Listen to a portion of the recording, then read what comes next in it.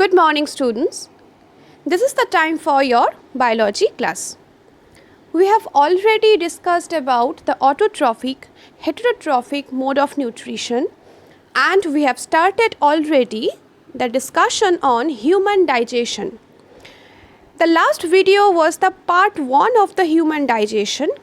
Today we will complete the detailings of the human digestion. So this is the second part of the topic. In the previous class of digestive system, we talked about stomach. Now we will continue the system with small intestine, liver, pancreas, gallbladder and large intestine.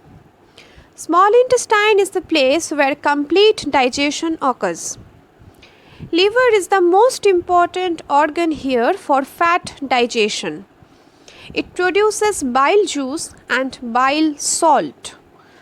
Bile juice makes the food alkaline. And what is the importance? Making the food alkaline is very important for emulsification.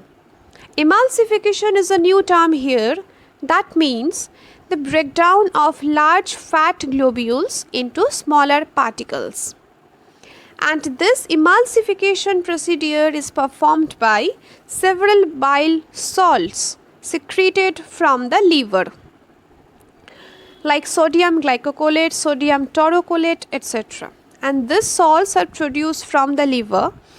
And here is a very small greenish organ you can see in the diagram, that is gallbladder. This small green colored organ or sac like structure actually stores the bile juice and bile salt. Okay. Now, what is the function or significance of emulsification? Emulsification is the process very important for fat digestion. Pancreas, the next organ, secrete two typical enzymes, trypsin and lipase.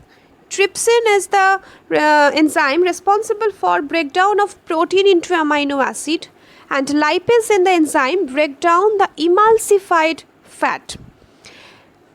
Students, listen, lipase do not perform on the fat we intake directly.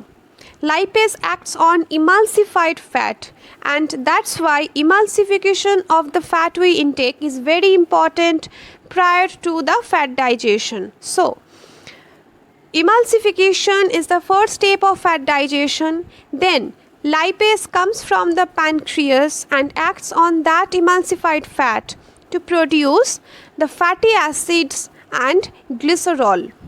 Okay, so fat break down into fatty acid and glycerol. So these are the simplest form of fat breakdown through this digestion process. And trypsin, we already know that pepsin is also an enzyme that break down the protein into amino acid present in the stomach, and trypsin is also an enzyme which is important for breaking down of protein into amino acid, but difference this, trypsin is located into the pancreas. So,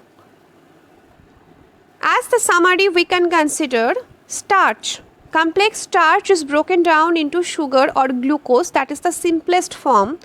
Fat is broken down into fatty acids and glycerol, and proteins are broken down into amino acids. So, these are the simplest form, and these simplest forms are absorbed by the small intestine. Now, if you look at the picture of the digestive system, inside the small intestine, you can find some finger-like projections. Not in this picture, but if you study the small intestine sections under microscope, you can find the finger-like projections inside the small intestine. And these structures are called villi. This villi increases the surface area for absorption. And these villi are supplied the food to blood vessels. Then the blood vessels takes the food to each and every cell of the body.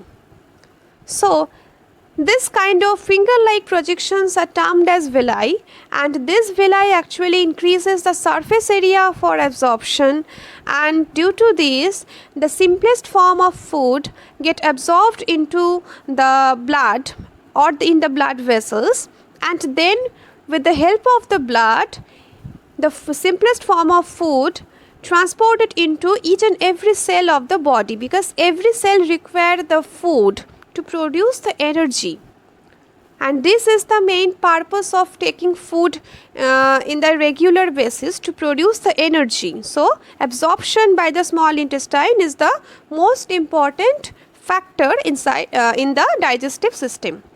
Now, large intestine performs a role to release the unabsorbed or undigested food materials, which is actually waste, and this large intestine is responsible for releasing that waste materials from the body.